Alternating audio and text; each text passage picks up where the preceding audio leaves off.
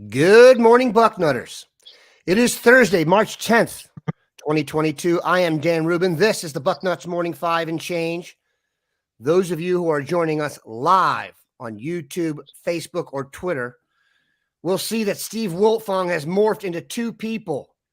The Dean of Ohio State Recruiting, Bill Kurelic, and Mark Porter, the owner and proprietor of Scouting Ohio and the best at what he does. As you know, we have changed the format big time on Thursdays. No more Wiltfong.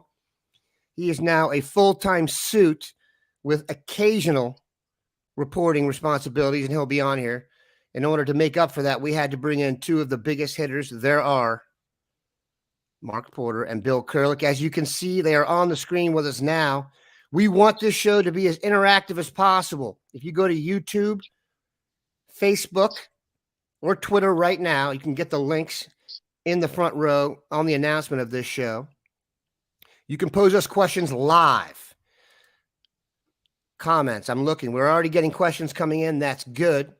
We want as many as possible. Ideally, the show would be completely interactive. You're not going to get access to two dudes like this and their giant recruiting brains that often. So I've got to greet you guys. Bill, Mark, how are you? Recruiting brain is good. Bill? Morning. Let's start with this. Many visitors were here for spring practice. Given my public relations campaign to change the site to Tackett Nuts, I would like to start with Bill and Tackett Curtis. Your coverage on him has been ridiculous. He was here yesterday. We had it completely covered. Now, Tackett's one of the guys Mark has already done scouting video on. So what we're going to do here is Bill's going to give you the recruiting lowdown. And then Mark, maybe give everybody an idea after that of what they're possibly getting. Go ahead, Bill. Well, first of all, he had a great visit on Tuesday to Ohio State, and he brought a strong contingent, which shows you the interest that is there on both sides. He's the top of the board guy. If you watch his video, it's just incredible. I mean, he blows people up, and I've been doing this a long time, and I'm not sure I've ever seen a more impressive video than his. From a recruiting standpoint, like I said, the visit was tremendous on Tuesday. He had his mother with him, his father, his uncle, Jess, who is also the athletic director and head coach, football coach at his high school. He had his grandfather, he had his brother, he had his sister. It's all an indication of how strong the interest is both ways for Tackett Curtis. I think Ohio State hit it out of the ballpark with him.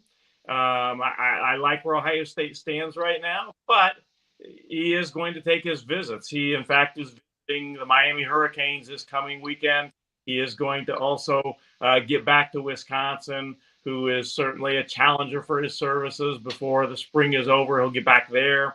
He'll get out to USC.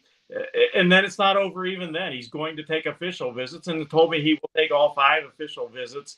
That's the plan, to take all 5 official visits. And if possible, then he wants to make his decision before the end of the summer. He told me that, if he can't come to a decision, then he will continue the recruiting process on. But that's his goal, to be committed to a school by the summer. Mark, before you hop in there, Bill, when we're recruiting a kid from Louisiana, I usually don't really even pay attention because we're not going to get him, because LSU literally has total control of their backyard. Obviously, they've changed coaches to the dancing Brian Kelly, and I don't see LSU mentioned a ton with Tackett. So my optimism increases. What do you feel about that?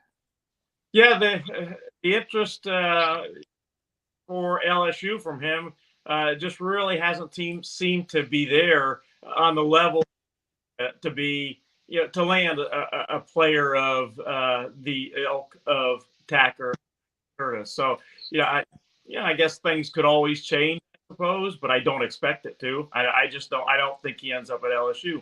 I think that the schools that he is focusing on now will be the schools that he focuses on as we go through the recruiting process, as he goes through the recruiting process. Mark, nobody has seen more recruiting video than yourself. And this is, like I said, jump off the film stuff. Now, it's all highlights, and his level of play may be questioned. So give us the Tackett Curtis breakdown. Will you guys invite me back next week if I play devil's advocate? Possibly. Let's see how the ratings go. Yeah, you guys nailed it. It's an unbelievable highlight film. This kid comes downhill like you want a linebacker to come downhill. And in fact, when you watch most linebackers' films, you don't see linebackers coming downhill like this. So as I watched it, and to play devil's advocate, I know he's a favorite of the boards. He's about 10 yards deep, and he's blitzing at the snap of the ball on all of those plays. That means he's coming through that box unaccounted for with blockers. If you're at linebacker depth and you're lined up at Mike or Will, you're accounted for, and you got to play through trash to get to the ball carrier. I have never seen a free safety come downhill on his first 3 steps on every single play.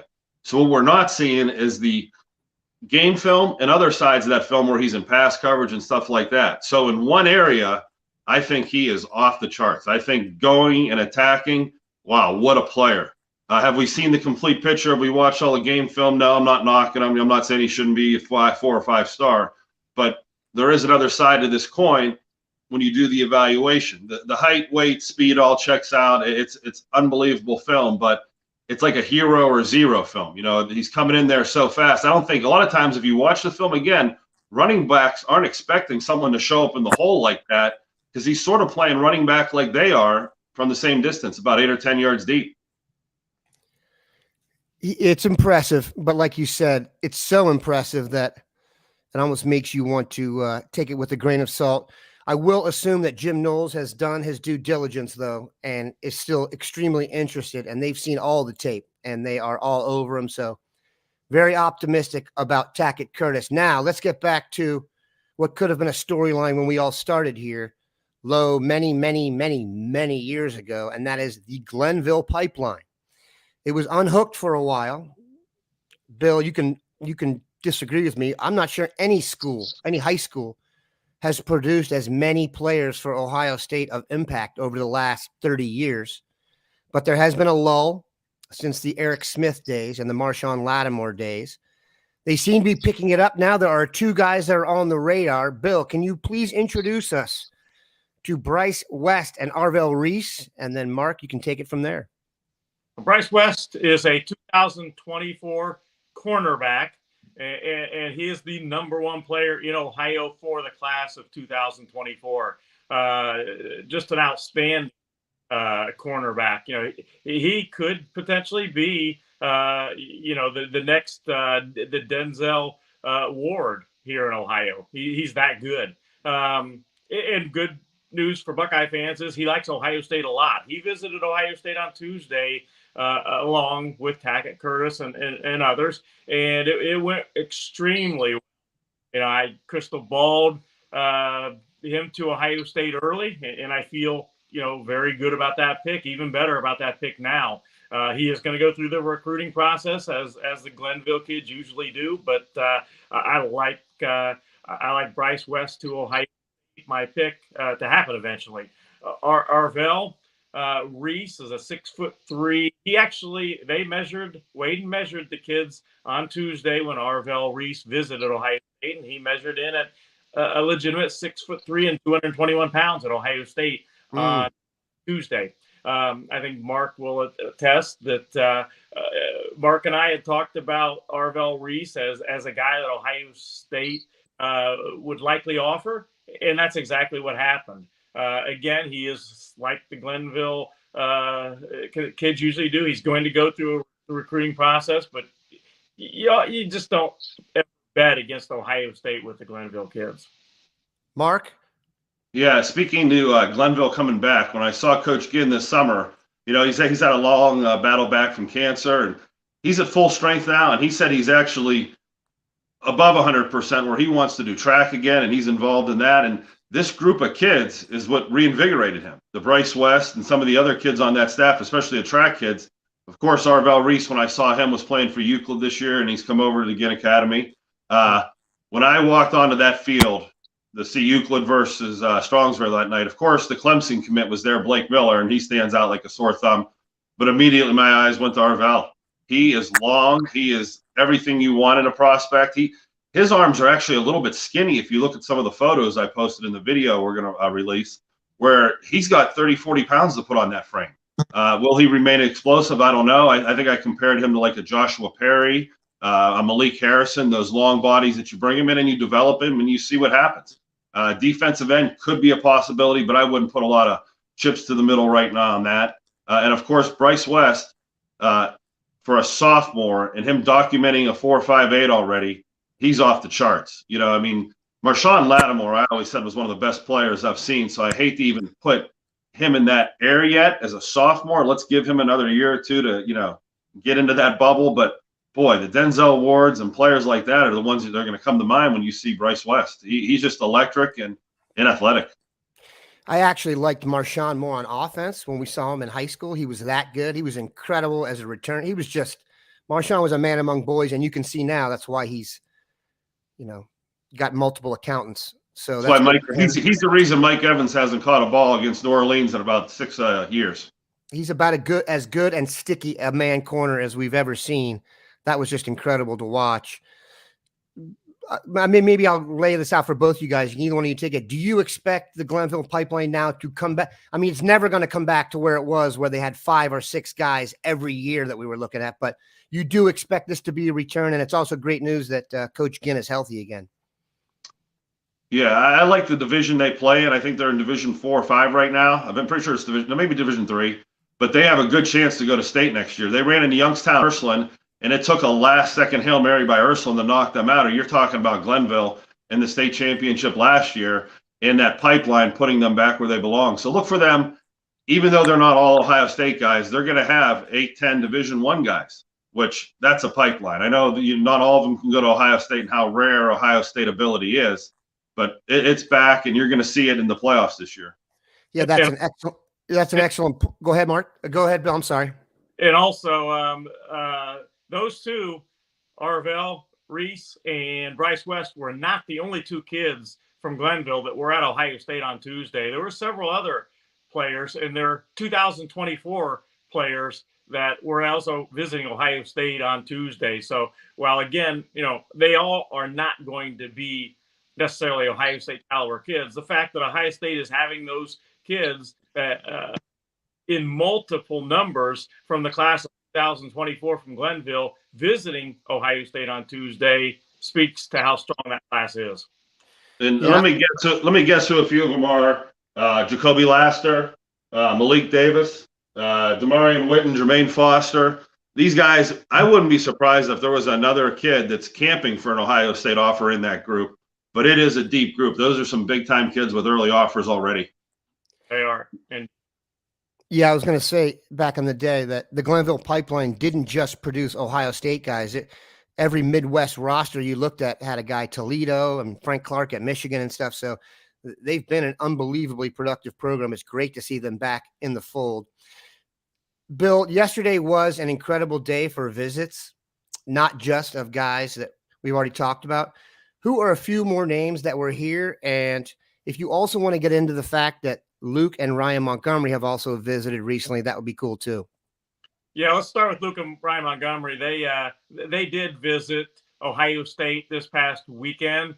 They were at Ohio State for the Ohio State-Michigan basketball game. And, you know, Luke Montgomery is doing a spectacular job of recruiting for Ohio State. He said that when he committed, he told me he's going to dive in head first in the recruiting. And, you know, you see him on Twitter all the time talking about Ohio State. You know, he's doing his part.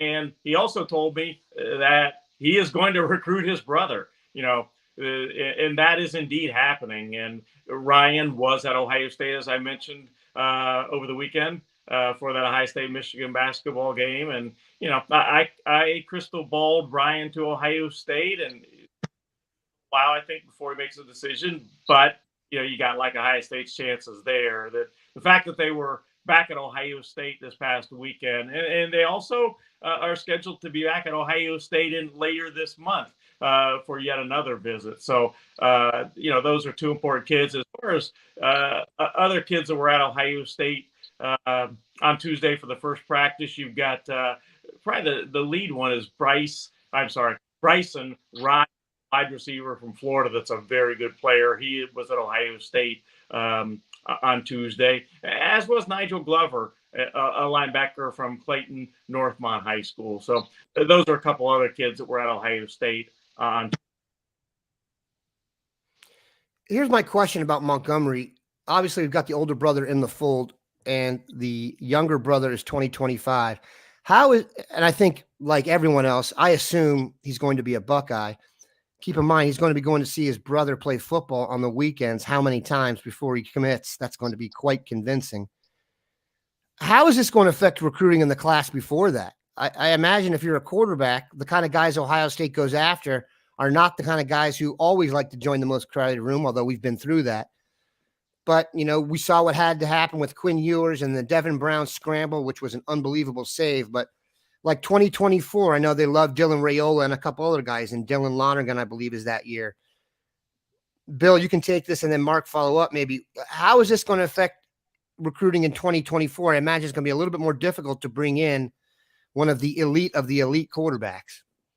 Well, they're going to try. They're going to, and the way Mark Pantoni and the staff recruit, and Corey Dennis with the quarterbacks, I wouldn't bet against them. They as you mentioned, Raiola, but they like Jaden Davis a lot from South Carolina. He is a great prospect. He's been to Ohio State.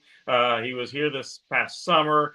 He's going to get back. So he's another guy that they really like a lot. I think between the 23 and 24 classes, they're going to get a great one, maybe a great one in each class. That's the goal, is to get a great quarterback in every class. And Corey Dennis has done a super quarterback recruiting, so I would not bet against them, even expect Ryan Montgomery to be a Buckeye. And, talking about that, it's a little bit different with quarterbacks, and Ryan and Luke both know that. As an offensive lineman, you go into a school and there's not just one position. As a quarterback, there's one starter. So it's a little different, when you look at things from a quarterback recruiting standpoint. But having said that, again, I like Ohio State's chances with Ryan. Mark, your thoughts on the QB, the youngster? Yeah, again, I think Bill nailed that part of it perfectly. But the other side of it, devil's advocate, is Ryan's going to see kids sign, and it may discourage him. And we just watched Sonny Styles, Lorenzo Styles go two different places, and you'd think, wow, there's no way brothers would split like that and do that to parents and make them have to make choices on Saturdays. But quarterback position's different. Bill nailed it. So, if you sign good quarterbacks the next couple of years, which Ohio State will do, they're not afraid to take the best every year.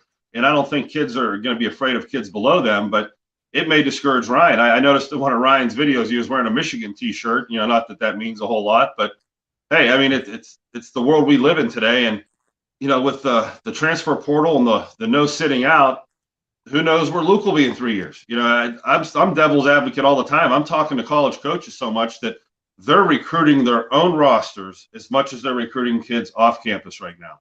They're talking to their own kids about what their role is going to be in the spring, what their role is going to be in the fall, how many balls they're going to get, the type of percentage of snaps they're going to get, because they don't want those kids to find those offers somewhere else. So, this is a new day and age of free agency. So, watching for the next 2 or 3 years, we're going to talk about this kid 100 times. For those of you listening on the podcast, we're going to take a quick break. For those of you watching live, you don't have to wait at all. All right. I was going to say that's a good point, because I guess if Luke has a negative experience at Ohio State, which we certainly don't expect, that would adversely affect his family members. Okay, Bill, first question. It's kind of an ambush. What from David Balasik, if I pronounce that correctly. Why are we not recruiting Jaden Greathouse out of Texas? He went off in the state championship game, has long, great hands and great speed. Bill, Ohio State has certainly planted the flag in Texas over recent years. Garrett Wilson and Jackson Smith-Njigba, please come on down, among others. Do you know of Jaden Greathouse and why his recruitment is where it's at? Well, I would say, for one thing, there's got to be a match, so to speak. Ohio State is looking for guys that, are interested in them.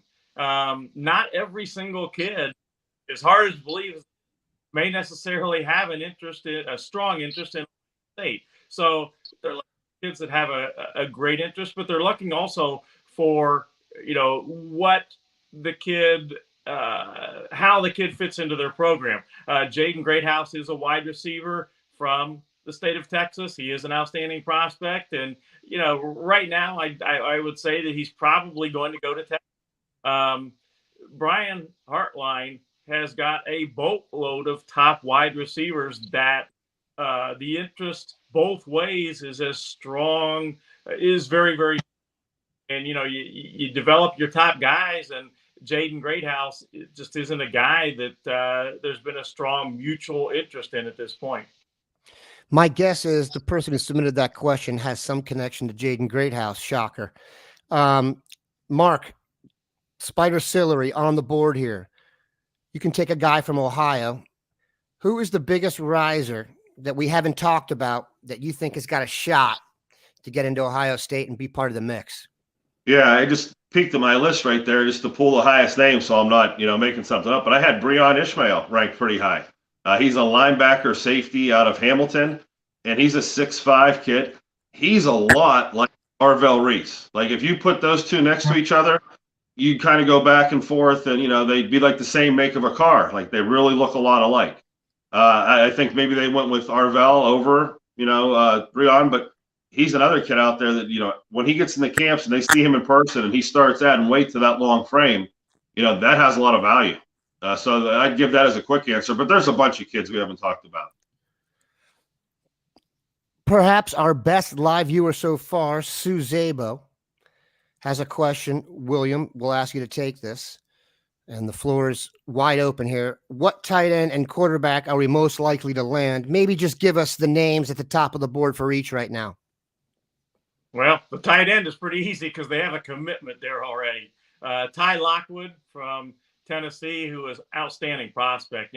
You watch his video, and he does things that wide receivers do. He's 6'5", 225 pounds. And Kevin Wilson, who recruits tight ends for Ohio State, did a great job of recruiting him, and he's in the fold. Now, I will say that they are looking at possibly taking 2 tight ends in this class if they get 2 great ones. And a guy they certainly like a lot, Walker Lyons from California. Not going to be an easy guy to get, but he is somebody to keep in mind. And I expect him to visit Ohio sometime between the spring and the summer. But he's a name to keep in mind. He is an outstanding one.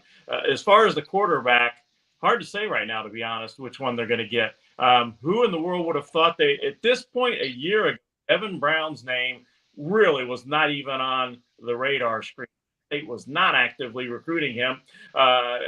Quinn Ewers ends up going elsewhere, and Devin Brown comes in and takes his place as a very late addition or late guy to recruiting. And they can get in on great players late. They can get in late on great players and land them. They have that ability, and they've done that time and time again. So I would not want to go out on a limb and predict a guy right now, a quarterback that Ohio State is going to get. Other than I've predicted already, and that's quite a bit in advance, that being Ryan Montgomery. Mark, has Frank Brooks located his long-lost Navy buddy? No, it's not me. I'm sorry. We'd all feel safer as a country if you had, but you haven't. All right, Bill, how about this one? Joseph Fuentes just lists a name that we all want to know plenty about, A.J. Harris. Yeah, he great player, obviously. One of the top cornerbacks in the country. AJ has been very interested in Ohio State, and he is planning to make an official visit to Ohio State. Ohio State really preferred to have him come in as an official visit when it would be his last official visit. They would have preferred it to be in the summer. However, he's probably not going to be uncommitted by late in the summer. He wants to get the recruiting process over. He wants to make his official visits in the spring and be done with it and get his decision, move on, and get ready for his senior season. So that's kind of like he will make an official visit to Ohio State this spring. Right now, if I had to make a pick, the field versus Ohio State, I would pick the field at this point. I think he's more likely to go somewhere else, but I never bet against Ohio State when they get a kid on campus for a visit. And AJ Harris's plan right now is to make an official visit to Ohio State. We appreciate all the effort that Mark and Bill have given us today. We hope this can be a staple of our Thursdays going forward. I know a lot of people were used to Steve Wilkfong in this spot, but obviously we've doubled that up and had to go into our salary cap to fix that. If you look at the bottom of the screen, you can see Ohio State basketball will face Penn State this afternoon, 6 p.m. this early evening in the Big Ten tourney. We hope they do well. We appreciate everybody stopping by. Have a good one, Bucknutters.